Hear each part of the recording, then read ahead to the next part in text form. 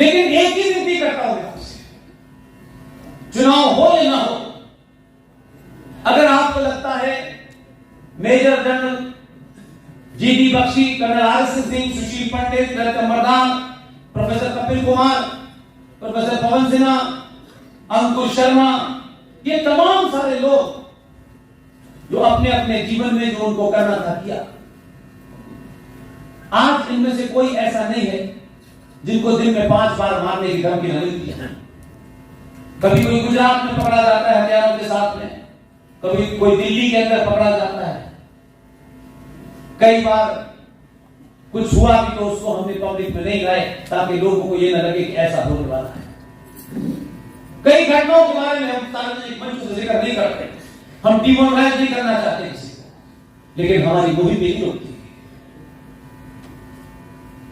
इसलिए यह मत समझिए कि हमारा कोई एजेंडा है, हमारा 0% भी एजेंडा नहीं है, और 100% एजेंडा सिर्फ यह है कि सनातनी जब घर की चौखट पार करे, चौखट के अंदर रहे, तब वो ब्राह्मण है तो 24 कैरेट का ब्राह्मण रहे, ठाकुर रहे, बनिया रहे, दलित रहे, लेकिन घर की चौखट से जब बाहर निकले तो सिर्फ सनातनी हो।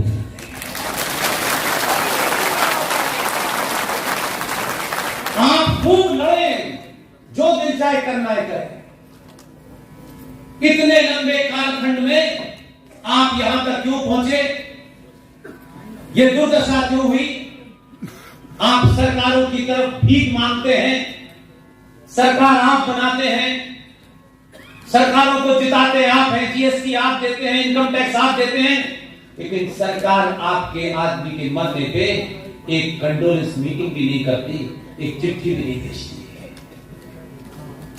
यह स्थिति क्यों है? और किसी दूसरे के मरने पर दुनिया भर के मैसेज, अलग अलग सफाई, अलग अलग किसी के इनाम देकर के उसको पुरस्कार जाता है। पिछले 5 साल में एक दिन का 1 घंटा और 1 घंटे की 1 मिनट, सिर्फ 1 मिनट मुझे चाहिए। जब भी चुनाव हो, वोट देने जाएं 5 साल में,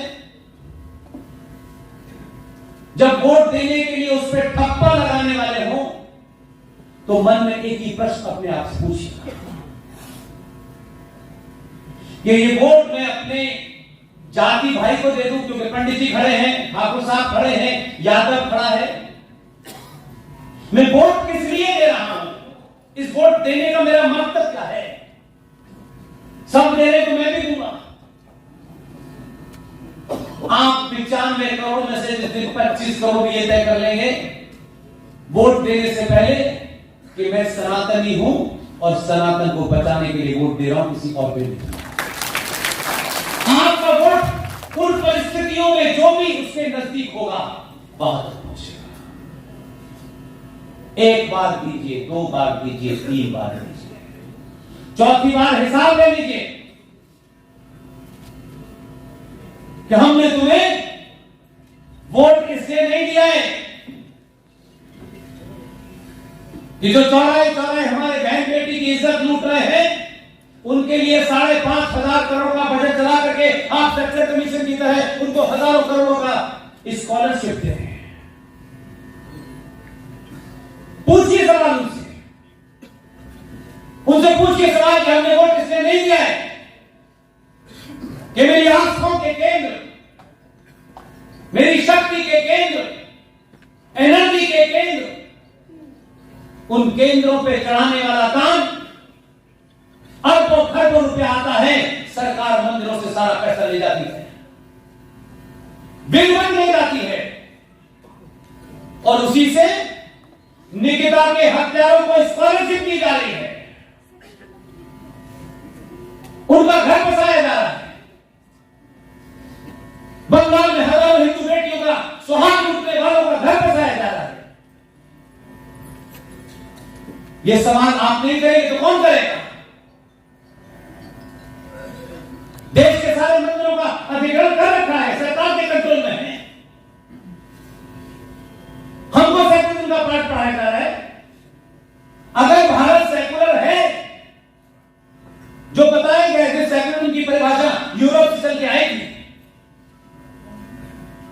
यह भारत के कॉन्टेक्स्ट में हो ही नहीं सकता। हमसे कहा जा रहा है आप सेकुलर हैं, और फिर सेकुलरिज्म में माइनॉरिटी कमीशन भी है, उसका अलग करोड़ों का बजट है। फिर मुस्लिम लॉ पर्सनल बोर्ड भी है, फिर वक्फ बोर्ड भी है, फिर वक्फ बोर्ड का कार्यकर्ता पब्लिक सर्वेंट कहलाता है, फिर अजान देने का 5 वक्त को उसको तनख्वाह दी जा रही है, और कहते हैं ये सेकुलर है। कौन सी परिभाषा से ये सेकुलर है? और आप चुप रहते हैं, इसलिए लोग आते शपथ मारते चले जाते हैं आपका हमें वोट देना। पूछिए गरीब मोहल्ले के नेता से जो वोट मांगने आया वो किस पार्टी का हो, मुझे कोई लेना नहीं। और उसके बाद में मत जाइए कि मैं जाके कहूंगा। भारत की संसद में 2013 में एक जघन्य अपराध हुआ, खुल्लम खुल्ला हुआ। आपके बीच में बहुत सारे एक्स एमपी भी बैठे होंगे और कुछ बनने की चाह में होंगे। ऐसे कार्यक्रमों में अक्सर आते हो, उन्हें मालूम है खुद कार्यक्रम में आएंगे तो 2 लोग नहीं आएंगे। पूछिए उनसे, अपनी जाति का हो तब भी पूछेगा और अपनी जाति का नहीं हो तब भी पूछेगा, तब मानूंगा क्या आपकी मानना है। 2013 में भारत राष्ट्र की भूमि का सौदा हो रहा था, इंच जमीन का सौदा हो गया। आपके दुश्मन ने नहीं बताया, आपके लोगों की गिनती 117 की लोकसभा में किसी एक जगह 2013 से लेकर 2022 आ गई, किसी कॉर्नर मीटिंग में, किसी सभा में, किसी गोष्ठी में, किसी बंद कमरे में किसी नेता ने आपको बताया कि वह प्रॉपर्टी कानून के तहत हमने अपनी आंखों के सामने 2013 में कानून बनने दिया, सेक्शन 40 सेक्शन 35 में भारत की इंच जमीन आपके पास नहीं है। आप उसी गलतफहमी के शिकार हैं कि 5 करोड़ की कोठी आपकी है। दुनिया में इस भारत का सबसे ताकतवर आदमी, सबसे बड़ा बिजनेसमैन, जिसकी हैसियत है, जो टिप्पी में रखा 1 करोड़ में दे सकता है, उसकी कोठी पर बोर्ड ने ले ली है। लेकिन उसके कारण के बॉम्बे में मुझे मुझसे पूछते हैं कि इस पे क्या हो सकता है। मैंने कहा आपका नेता आपके इस मालिक के साथ खड़ा होता है, उसमें हिम्मत हो कहीं उनको पता है। मैं नहीं पता, मैं पब्लिक को बता, क्योंकि उसके पास पैसा है तो वक्त बोर्ड वाले आते हैं, कुछ पैसा पकड़ा देते हैं, ये बताया आपको किसी ने? ये जो करोड़ों के मंदिर बन रहे हैं, जो पहले के हमारे मंदिर हैं, दुनिया में ऐसा आर्किटेक्चर था ही नहीं, ना हो सकता। हमारी मक्कारी और हमारे नेताओं की दलाली के कारण उन मंदिरों का भी सौदा हो गया।